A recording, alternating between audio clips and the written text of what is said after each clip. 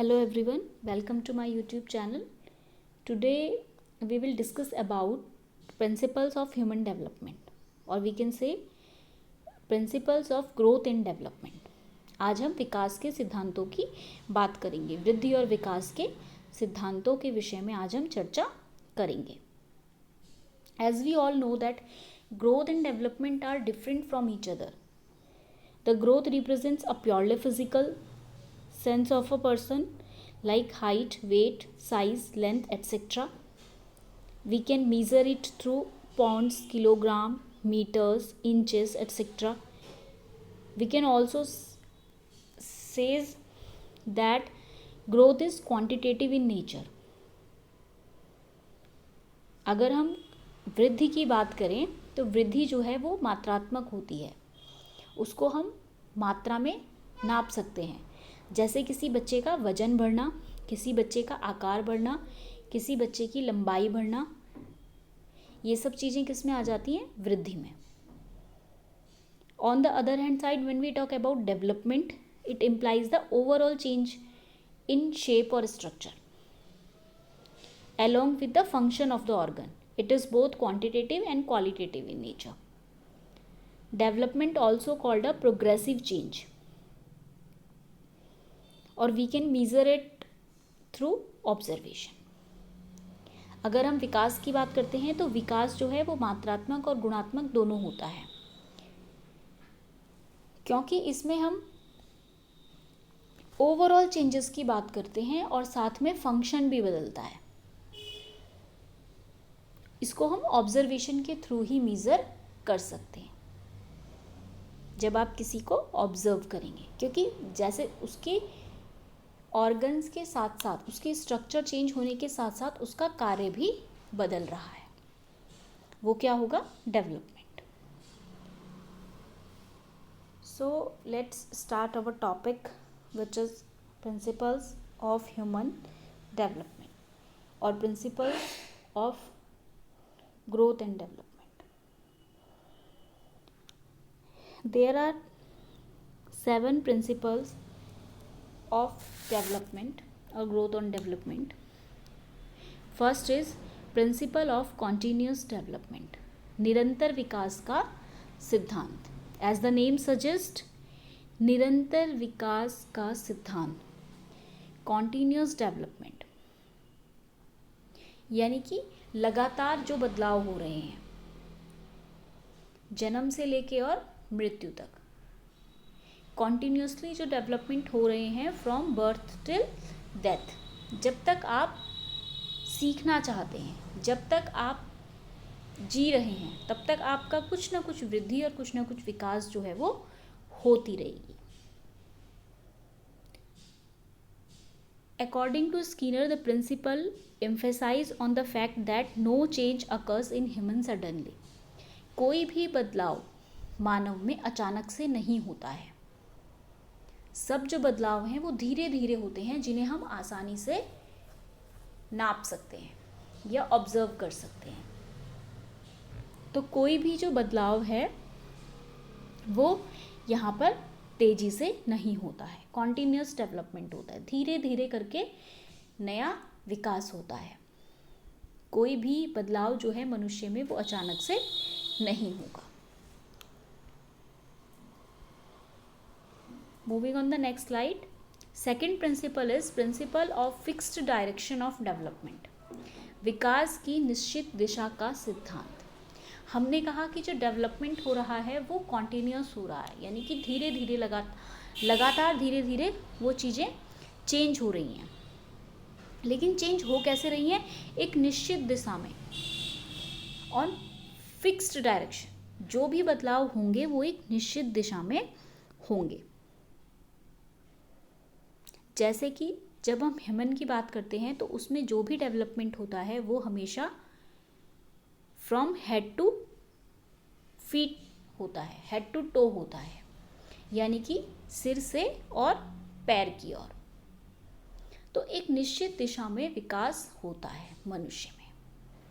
तो यहाँ पे हम ये चीज़ ध्यान रखेंगे कि जो भी विकास होगा वो एक निश्चित दिशा में होगा, जैसे सिर से पैर की ओर। Third principle is principle of developmental sequence, विकास क्रम का सिद्धांत। यहाँ पे शैली एंड जैशल ने एक्सप्लेन किया है कि जो भी मानव विकास होते हैं वो एक निश्चित क्रम में होते हैं, उसका जो सीक्वेंस होगा वो डेफिनिट होगा। जैसे फॉर एग्जाम्पल लैंग्वेज डेवलपमेंट होता है। अब लैंग्वेज डेवलपमेंट कैसे होता है, भाषाई विकास।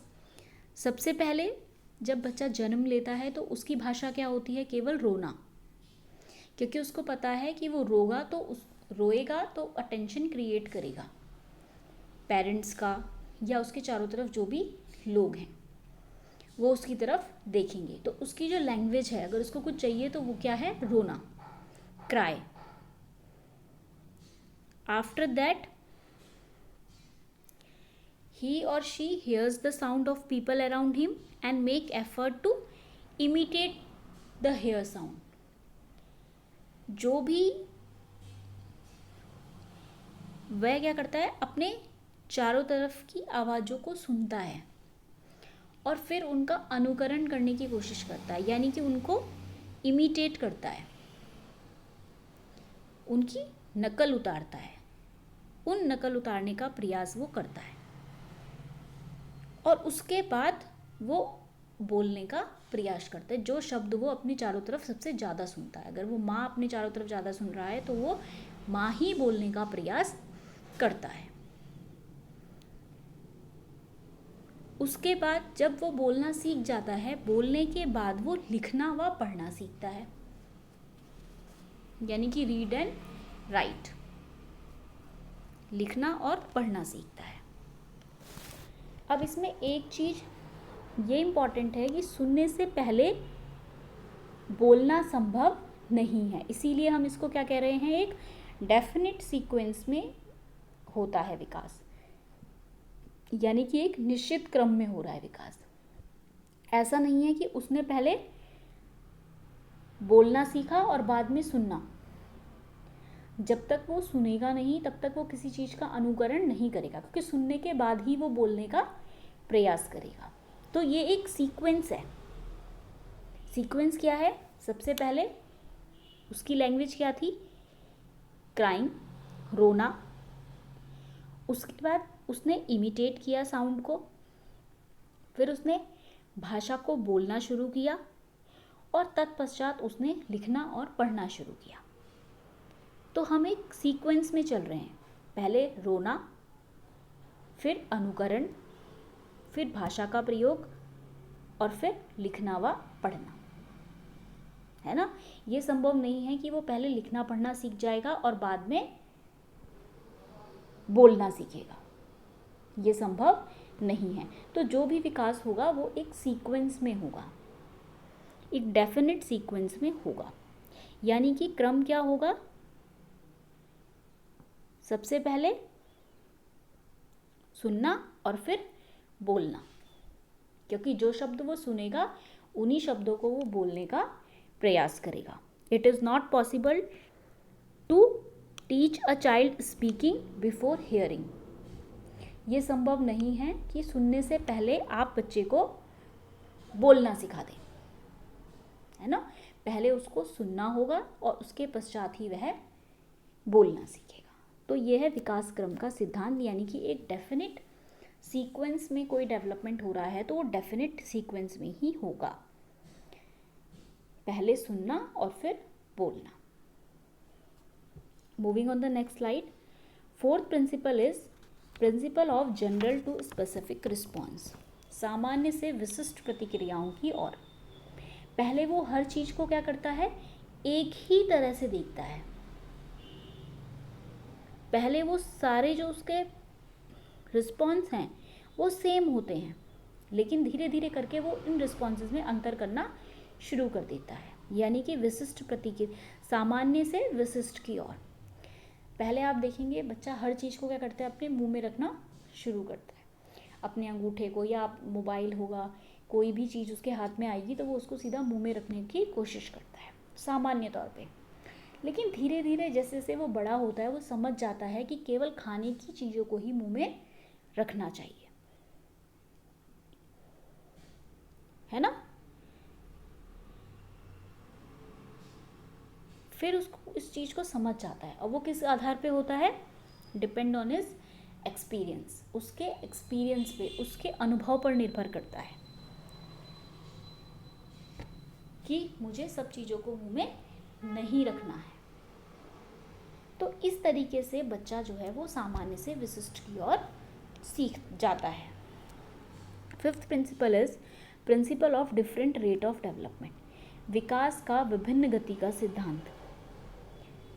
जो विकास होता है वो हर स्टेज में अलग अलग होता है, उसकी जो गति होती है वो अलग अलग होती है। जैसे जन्म से लेके 3 साल तक बच्चे का विकास बहुत तेज़ी से होता है, 3 से 6 साल की अवस्था में थोड़ा कंपैरिजन टू प्रीवियस स्टेज कम हो जाता है विकास। फिर 6 से 9 की अवस्था में दोबारा से स्पीडली डेवलपमेंट होता है, फिर 9 से 12 में फिर धीमी गति से होने लग जाता है, और फिर 12 से 18 में नॉर्मल रेट ऑफ डेवलपमेंट आ जाता है, यानी कि सामान्य तौर पे विकास जो है वो चलता रहता है। तो इस तरीके से जो विकास है वो विभिन्न अवस्थाओं में विभिन्न विभिन्न गति से होता है। किसी अवस्था में शारीरिक विकास बहुत तेज़ी से होता है, किसी अवस्था में मानसिक विकास बहुत तेज़ी से होता है। तो इस तरीके से विकास की जो गति है वो अलग अलग होती है। Sixth principle is principle of interrelation, यानी कि परस्पर संबंध का सिद्धांत। Different types of development such as physical, mental, linguistic, emotional, social and character are interrelated to each other. सारे जो विकास होते हैं वो आपस में एक दूसरे से संबंधित होते हैं। अगर आप शारीरिक तौर पर मजबूत होंगे तो आप मानसिक तौर पर भी मजबूत होंगे। अगर आप शारीरिक रूप से परेशान हैं तो उसका असर कहीं ना कहीं मेंटल कंडीशन पर आएगा। आप चिड़चिड़े रहना शुरू करेंगे, गुस्सा आना आपको शुरू हो जाएगा, है ना, और उसका असर कहीं ना कहीं आपके भाषा पर भी पड़ेगा। आप अपशब्द कह सकते हैं किसी को, है ना, गलत भाषा का प्रयोग कर सकते हैं। उससे क्या होगा, आप इमोशनली भी इम्बैलेंस हो जाएंगे, भावुक हो जाएंगे। आप गुस्से में आप गलत चीज़ बिहेव कर सकते हैं, और उसका असर कहीं ना कहीं सोसाइटी पर भी दिखेगा, है ना। अगर आप कहीं पे गुस्सा कर देते हैं किसी पे तो सोशल प्लेस में, तो वहाँ पे भी क्या है, आपका इम्पैक्ट जो है वो गलत पड़ेगा, और उसका असर कहीं ना कहीं उससे आप लोग आपको कैरेक्टर जांचने लगेंगे, भापने लगेंगे कि ये व्यक्ति ऐसा ही है, यह इस तरीके की भाषा का ही प्रयोग करता है। तो अगर एक भी विकास में गड़बड़ होगी तो उसका असर हर किसी विकास में पड़ेगा। इसीलिए हम यहाँ पर कह रहे हैं कि physical, mental, linguistic, emotional, social और कैरेक्टर जो डेवलपमेंट है ये सब आपस में एक दूसरे से जुड़े हुए हैं, है ना। अगर आप शारीरिक रूप से स्वस्थ नहीं हैं तो आप मानसिक रूप से भी स्वस्थ नहीं होंगे, और उसका असर आपकी भाषा पे देखने को मिलेगा। साथ ही साथ आप भाषा के साथ साथ आपका जो संवेगात्मक असंतुलन है, जो इमोशनल इम्बैलेंस है, वो भी देखने को मिलेगा, जिसका असर सोसाइटी पे पड़ेगा, और सोसाइटी उसको रिफ्लेक्ट करेगी आपके कैरेक्टर से कि इसका चरित्र ऐसा ही है, या इस तरीके की भाषा का ही प्रयोग करता है। तो इसीलिए आपको हेल्दी रहने के लिए, अपना विकास प्रॉपर करने के लिए आपको पहले शारीरिक रूप से स्वस्थ रहना होगा, तभी आप मानसिक रूप से स्वस्थ रह पाएंगे, तभी आपकी भाषा अच्छी होगी, आपका जो सांवेगिक संतुलन है वो बना रहेगा, और उसका असर पॉजिटिव ही समाज पर पड़ेगा, जिससे आपका जो कैरेक्टर है, जो चरित्र है, वो भी अच्छा निकल करके आएगा। तो हर कैरेक्टरिस्टिक्स एक दूसरे से जुड़े हुए हैं। Seventh principle is principle of interaction of heredity and environment, वंशानुक्रम व पर्यावरण की अंतः क्रिया का सिद्धांत। जब हम विकास होता है, जब हमारा विकास होता है तो उस पर हेरिडिटी का भी असर पड़ता है, और साथ ही साथ पर्यावरण का भी असर। क्योंकि कुछ क्वालिटीज़ ऐसी हैं जो हम अपने साथ इन्नेट क्वालिटीज़ लेकर के आए हैं, जो हमें हमारे पेरेंट्स से मिली हैं। दोज ट्रेट्स और attributes which a child inherits from the jeans of his parents, जो हम अपने पेरेंट्स से लेकर के आए हैं। और साथ ही साथ कहीं ना कहीं हमारे विकास में, हमारी पर्सनालिटी पे एनवायरनमेंट का भी असर पड़ता है, क्योंकि जो हम अपने चारों तरफ से सीख रहे हैं, चारों तरफ के पर्यावरण से सीख रहे हैं, कैसे वातावरण में हम रहते हैं। अच्छी सोसाइटी में रहते हैं तो अच्छा सीखते हैं, गंदी गलत सोसाइटी में रहेंगे तो गलत चीज़ों का अनुसरण करेंगे। जैसे कि हमारा कल्चर, जैसे कल्चर में हम रहेंगे वैसे ही कल्चर को हम क्या करते हैं, अडॉप्ट करना शुरू कर देते हैं। तो कहीं ना कहीं जब हमारा विकास होता है तो उसमें हमारे आनुवांशिक और पर्यावरण दोनों का ही असर देखने को मिलता है, क्योंकि कुछ कैरेक्टर्स हम इन्नेट लेकर के आते हैं अपने साथ, जो जन्म से होते हैं, और कुछ को हम एक्वायर करते हैं थ्रू द एनवायरनमेंट। कुछ चीज़ें हम अपने चारों तरफ के वातावरण से सीखते हैं। तो इस तरीके से दोनों के इंटरैक्शन होता है और फिर हमारी जो पर्सनैलिटी है, जो डेवलपमेंट है, वो हो पाता है, हेरिडिटी से भी और एनवायरनमेंट से भी। कुछ गुण हमारे इन्नेट हैं और कुछ हम एक्वायर कर रहे हैं, कुछ हम जन्म से लिए हैं और कुछ हम अपनी समाज से सीख रहे हैं।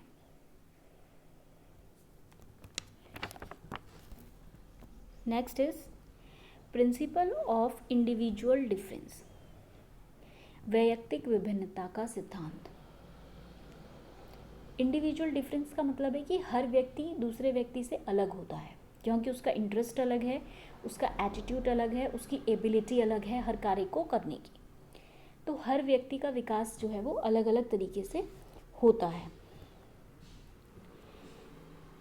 इस प्रिंसिपल में यहाँ पे ये कहना चाह रहे हैं कि इंडिविजुअल डिफरेंस तो सब में ही होता है, लेकिन अगर माना हम यहाँ पे ट्विंस की भी बात करें, जुड़वा बच्चों की बात करें, जो कि समान तरीके से पैदा हो रहे हैं, लेकिन फिर भी क्या होता है, वो इन्नेट क्वालिटीज़ तो उनकी सेम है, लेकिन एक्वायर्ड क्या है, वो डिफरेंट सराउंडिंग्स में अगर वो हैं तो उनके कैरेक्टरिस्टिक्स भी क्या होंगे, अलग अलग हो जाएंगे। तो इसी को हम इंडिविजुअल डिफरेंस कहते हैं, क्योंकि उसकी रुचि अलग है, उसकी योग्यता अलग है, उसके काम करने का ढंग अलग अलग है। तो कोई भी दो व्यक्ति जो हैं वो समान नहीं हो सकते, चाहे वो जुड़वा ही क्यों ना हो, उनका विकास अलग अलग तरीके से होगा। तो इसको हम वैयक्तिक विभिन्नता का सिद्धांत कहते हैं। So students, today we talked about the principles of growth and development. आशा करती हूँ आपको ये टॉपिक समझ में आया होगा। Thanks for watching. Have a good day.